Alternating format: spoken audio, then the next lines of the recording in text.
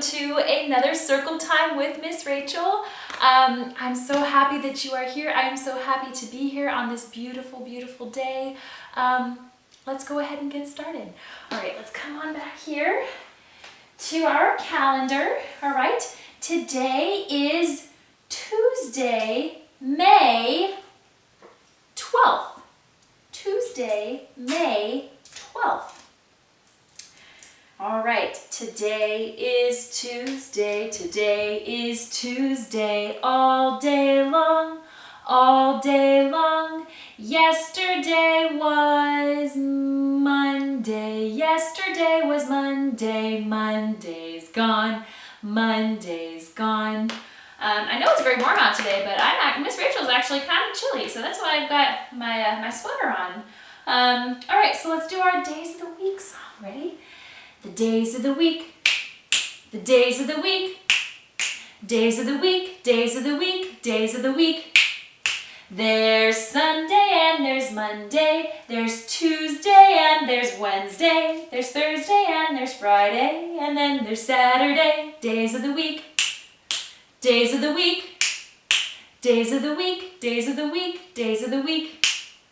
Very good, friends. Let's do our days today. So we just discussed yesterday was Monday. Today is Tuesday, which would make tomorrow Wednesday. Very good. All right, very good, my friends. Let's do our month song. Ready? January, February, March, April, May, and June, July, August, September, October, November, December. Again, January, February, March, April, May, and June, July, August, September, October, November, December. Very good, friends. I hope you noticed the emphasis on May because our month is May. Okay, let us do our weather chart. So go ahead and take a look out your windows right now. Look up at the sky. I see a couple clouds, but I think it's still early enough that they're probably going to go away. I'm going to say that it's sunny, and it's starting to warm up, and I hope it gets warmer because I don't like being cold. That's why I have my sweater on right now. I don't like being cold at all. So I'm going to say it's sunny today. Okay.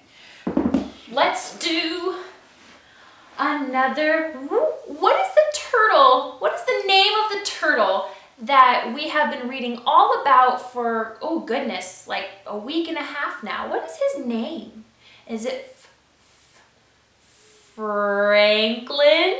It sure is. All right, so let's see what our book today is about. Today's book is Franklin's School Play, and this part of the book is the front cover. This is the back cover. This is the spine. Franklin's School Play, that is the title, very good, by Paulette Burgos and Brenda Clark, and they are the author. All right, and this right here, the pictures that are drawn, the person who draws Franklin is called the illustrator. The illustrator draws the pictures in the book. Very good, friends. Okay. Franklin could count forwards and backwards. He could remember his phone number, his address, and the names of 6 different shapes. But sometimes Franklin was forgetful. So he worried when Mr. Owl chose him to play one of the lead roles in the class play. What if he forgot his lines? Every December, Mr. Owl's students put on a show that they made up themselves. This year, they would perform a salute to the Nutcracker. This is a Nutcracker right here. Franklin had seen the Nutcracker ballet with his parents, and he'd listened to the music at home. He loved the story about the little girl and the old toy soldier who comes to life. Franklin had a big part to learn. At home, he said his lines over and over again. "I hope I don't forget what to say," he told his parents. They encouraged him. "If you practice, you'll be fine." Franklin wasn't so sure. The week before the show, there was a flurry of activity in the classroom. Everyone had an important job to do. Goose studied her lines, Beaver practiced her ballet steps. The musicians learned their songs. "Lovely, lovely, lovely," said Mr. Owl. Everyone's practicing. Raccoon was in charge of building the sets.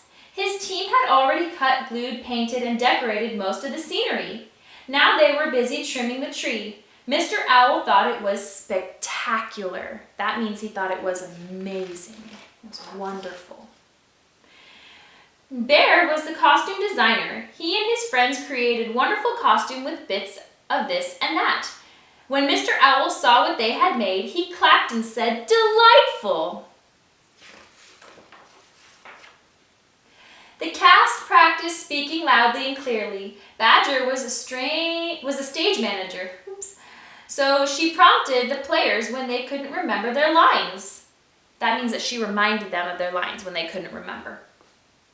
"That's great," said Mr. Owl, "but where is Franklin?" Raccoon pointed to the art supply cupboard. Uh-oh, I think he's maybe in there. Franklin peeked out. "I need a quiet place to learn my lines," he said. "I get to the middle and then I forget." "Let's work on them together," suggested Mr. Owl. By the end of the day, Franklin could say his lines without missing a word. "Bravo!" said Mr. Owl, which means great job. It was the day before the show. The programs were printed and the seats were set up. For the first time, the students would practice on stage. Mr. Owl directed everyone to their places. Rabbit thumped his feet in excitement. "Quiet, please," said Mr. Owl. "Curtain time." Franklin went over his lines in his head. The curtain opened. Franklin was silent. Mr. Owl whispered, "It's time to begin." Franklin tried to talk, but his throat was tight. Every time he looked at the empty seats, he was scared. "Psst," said Badger. "I'll tell you what to say." But Franklin didn't need a prompter. He remembered his lines. He just couldn't say them out loud. Uh-oh. Mr. Owl talked to Franklin alone. "Maybe you have stage fright," says Mr. Owl. "Try not to think about the audience." Franklin tried 3 more times, but each time the curtain opened, Franklin's mouth stayed closed. He didn't want to give up, but they were running out of time. So Franklin asked Mr. Owl if he could switch places with Badger, and she could play the Nutcracker Prince because she knew all the lines. They started again. Badger couldn't be heard at the back of the room. Mr. Owl nudged Franklin. "Why don't you help her out?" Franklin stood on stage beside Badger. "Try saying your lines like this." Franklin spoke in a booming voice, which means very loud. He meant to say just one line, but Franklin got carried away and said a whole speech. When he was finished, everyone cheered. "You got over your stage fright," said Mr. Owl. "I guess I did," said Franklin. Badger looked relieved. The next night, when the curtain opened, Franklin saw his family sitting in the front row. He took a deep breath. Franklin's first words were soft and raspy. "Keep going," he told himself, and he did, and Franklin acted so well that he almost believed he really was the Nutcracker Prince. It was a marvelous show. After the finale, the audience gave the class a standing ovation, which means they stood up and they clapped. Franklin and his friends bowed 4 times. And that night, after a hot cocoa by the fire, Franklin pasted the show program into his scrapbook. It was a night he wanted to remember for forever. Wow, I think that was another story about Franklin being very brave. Remember, we talked about a couple of them. One was the thunderstorm. Remember, he had to be brave when he was walking through the thunderstorm. And another one, when he went to the hospital. Remember when he went to the hospital, he also had to be brave.